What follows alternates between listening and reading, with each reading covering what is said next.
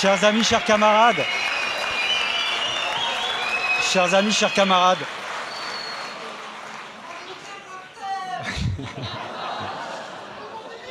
sachez que d'après le cabinet Occurrence, vous n'existez pas ce soir.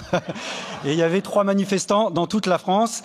Je suis donc du coup dans ce meeting qui n'existe pas, on a le droit de tout se dire, alors je vais tout vous dire. En effet, c'est un passage express, je le regrette, mais je tenais particulièrement à être présent pour dire que ce meeting a un grand sens politique dans la période.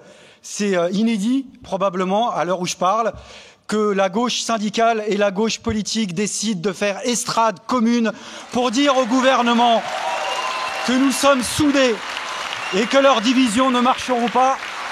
Et j'espère, avec le nouveau parti anticapitaliste, que des Toulouse vont fleurir dans toute la France. Bien sûr, des meetings de ce genre-là ne vont pas se substituer aux mobilisations réelles, aux mouvements de grève, aux actions, aux manifestations, mais ce sera un plus, un vrai plus, avec un des problèmes majeurs auxquels on est confronté, qui est un problème de confiance, parce qu'on en est réduit à ça au moment où on parle, un problème de confiance. Est-ce que oui ou non, on va réussir à gagner? Parce que la bataille de l'opinion, je crois, oui, qu'on l'a déjà gagnée. Et ça, c'est pas toujours arrivé dans les mobilisations sociales de ces 30 dernières années sur la question des retraites. Et on le doit aussi aux grèves précédentes, aux grèves générales précédentes de ces 30 dernières années, même quand parfois ces grèves ont été défaites. Ça avait un sens de gagner la bataille de l'opinion. Et il faudra continuer à rester vigilants sur ce sujet-là, à faire ensemble tous et toutes un travail d'auto-éducation populaire face au rouleau compresseur qui ne vous a pas échappé, c'est-à-dire cette offensive politique, médiatique, qui vire quand même au bourrage de crâne, c'est-à-dire qu'H24, on nous explique toutes les bonnes raisons, et ça vire quasiment au comique. C'est-à-dire que quand on a Mme Borne qui commence, d'habitude, les mensonges gouvernementaux, en la matière, ça arrive au bout de la 4e ou 5e ligne. Là, c'est quasiment dans l'intitulé, quand elle nous a dit que son projet était, je cite, un projet d'équilibre, de justice et de progrès. Ça fait 3 mensonges en une phrase, c'est un beau record, parce que l'équilibre, évidemment, que c'est pas le sujet. Même le Conseil d'orientation des retraites explique que la dépense des retraites dans le PIB, dans les richesses nationales, va rester stable, quels que soient les effets démographiques.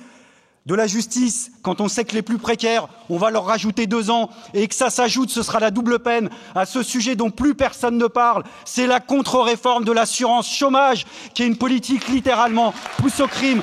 C'est sûrement pas de la justice, avec même le ministre Riester, qui a bien été obligé d'avouer que oui, les femmes seraient les premières victimes, qu'elles seraient un peu impactées, ils ne savaient plus comment s'en sortir. Ce sera tout, sauf de la justice contre le progrès. Si le progrès, c'est de mettre l'âge de la retraite à 64 ans, alors j'imagine que ce soir, on est une assemblée de délégués du personnel de Bernard Arnault. Je pense que c'est aussi cohérent que ça, puisqu'on revient à un siècle en arrière. À un siècle en arrière. Il faut savoir que nos anciens dans le mouvement ouvrier, dans la CGT par exemple, se sont battus en 1910 au moment de la loi des retraites ouvrières et paysannes, se sont opposés à l'âge de départ à la retraite à 65 ans à l'époque, avec un mot d'ordre, le droit à la retraite pour les vivants.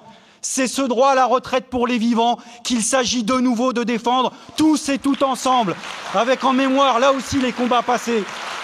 Parce que ce qu'on nous dit rarement, de nous expliquer qu'on n'en finit pas de vieillir, qu'on n'en finit jamais de vieillir, tant mieux d'ailleurs, si c'est vraiment le cas.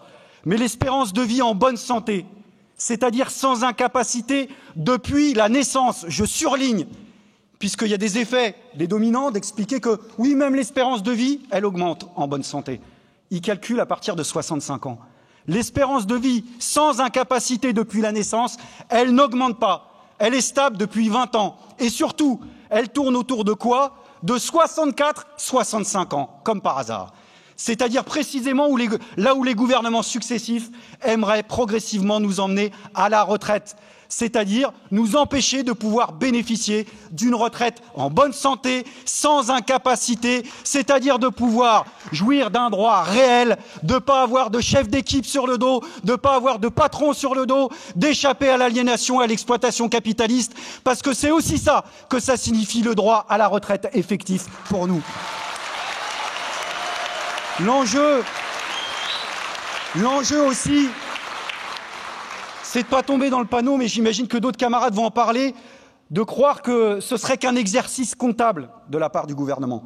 Faut pas les prendre pour plus bêtes qu'ils ne sont. Je sais que c'est tentant parfois. Mais ils font de la politique, et ils font de la politique à haute dose. Ce gouvernement, comme les précédents, savent une chose, c'est que par voie de fait, c'est pas vrai qu'on va pas en finir de travailler jusqu'à 66, 67, 68 ou 69 ans. Parce qu'à l'âge de 60 ans dans ce pays, dans la plupart des entreprises, on vous indique déjà la porte de la sortie parce que vous êtes plus jugé rentable ou productif. La réalité, c'est qu'on partira toujours à peu près dans les mêmes eaux, mais avec une retraite de merde, une retraite de misère, qui ne nous laisserait plus d'autre choix, simplement pour survivre, que de faire appel à des fonds qui ne sont pas ceux prévus par la sécurité sociale, c'est-à-dire des fonds privés, des fonds de pension, des assurances privées qui attendent ce marché juteux depuis des années. Le budget de la sécurité sociale, amis et camarades, il est supérieur d'un tiers à celui de l'État. Quand ils nous parlent de déficit abyssal, mais c'est les premiers à savoir que c'est du flan. Avant d'être un déficit, c'est un gros butin. Et les assureurs veulent mettre la main sur le magot depuis longtemps, parce que pour eux, c'est de l'argent qui dort. Donc il y a un choix de société derrière tout ça.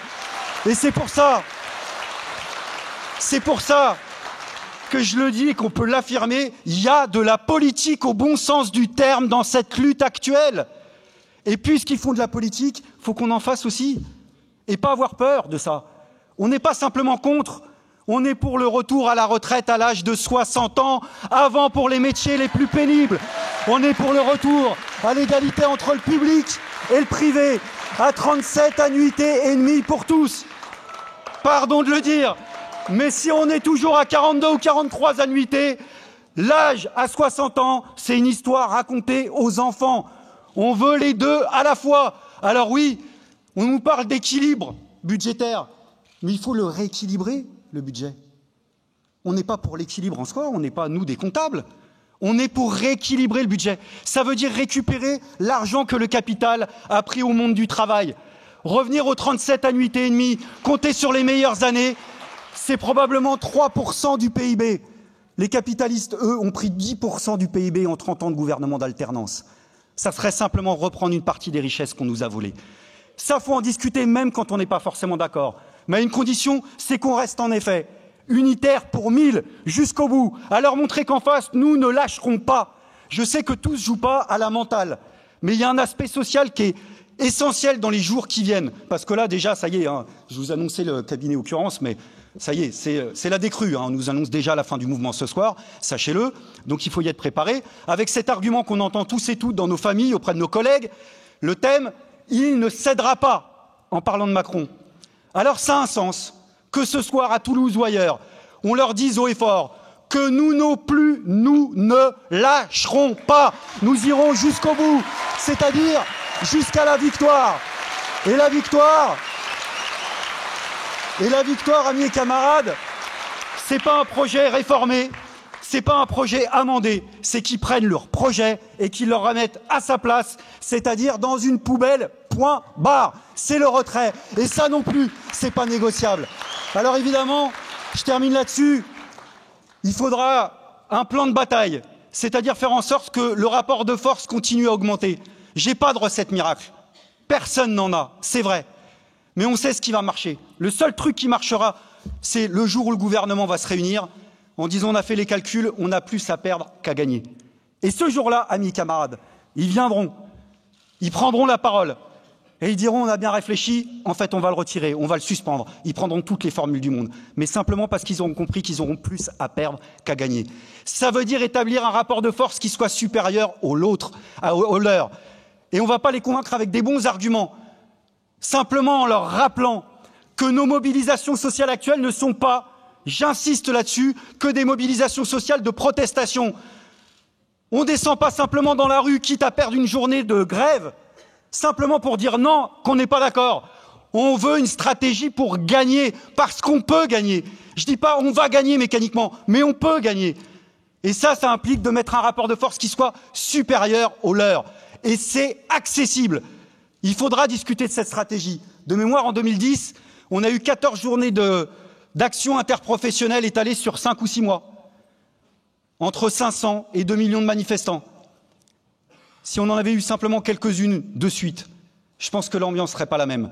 On verra ce que donnent les reconductions de grève. On verra ce que donne le mouvement de la jeunesse. Parce que dans la jeunesse aussi, ça prend. Dans les lycées, dans les universités.